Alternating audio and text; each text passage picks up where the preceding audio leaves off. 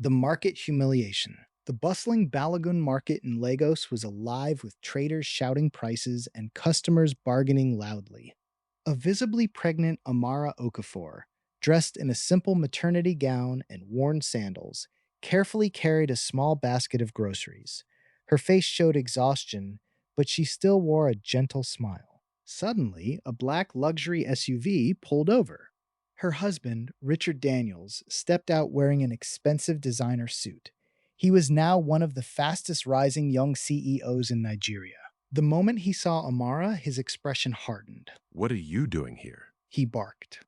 Amara smiled softly. I only came to buy food for the house.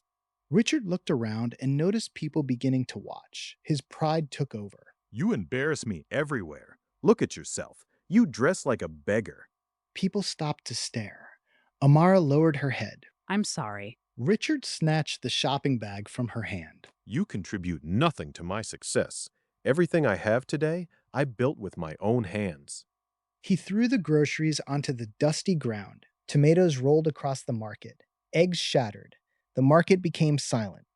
An elderly woman stepped forward. Young man, she's carrying your child. Richard pointed angrily. I don't care. From today, don't ever show your face near me again. Tears rolled down Amara's cheeks. Without saying another word, she quietly picked up the scattered groceries and slowly walked away. Nobody noticed the black luxury Rolls Royce that had been parked across the street the entire time.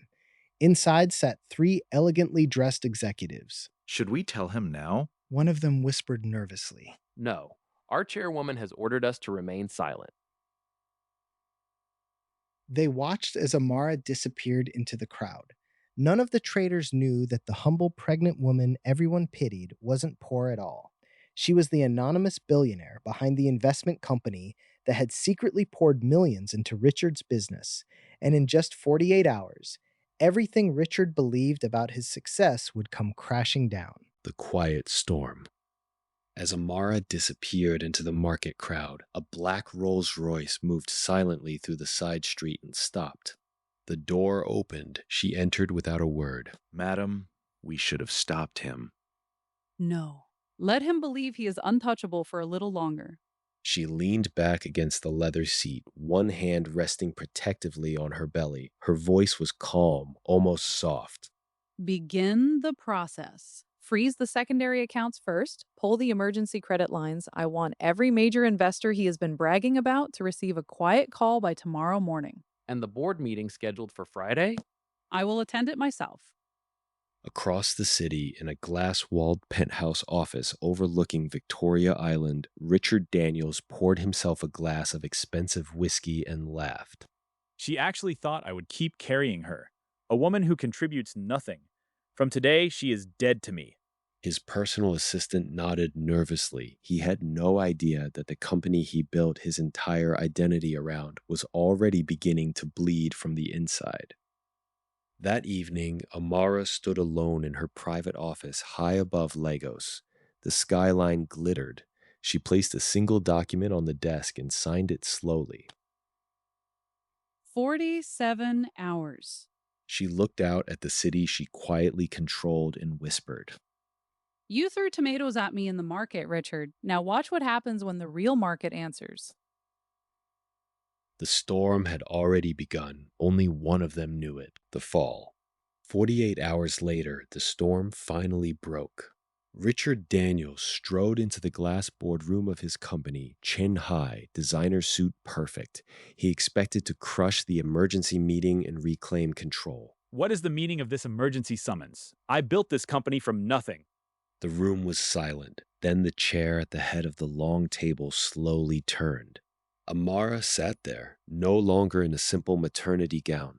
She wore an elegant black tailored dress, her posture calm, her eyes steady. You, what are you doing here? Sitting in the seat that has always belonged to me. She placed a thick folder on the table. Documents, contracts, investment records bearing her signature as chairwoman of the silent company that had funded every major deal Richard claimed as his own. You threw my groceries on the ground in Balogun Market. You told me I contributed nothing. You said everything you built was by your own hands. Those hands were never yours alone. Richard's face drained of color. Around the table, the board members and executives avoided his eyes. All emergency credit lines have been withdrawn. Major investors have already exited. Effective immediately, you no longer hold controlling authority. Amara, please, the baby, our child. Our child will never know the man who publicly called his mother a beggar. She rose slowly, one hand resting gently on her belly, and walked past him without another glance. Richard stood alone in the silent boardroom as the doors closed behind her. Outside, Lagos continued to move. The market that once watched a pregnant woman pick tomatoes from the dust never knew her name, but the city she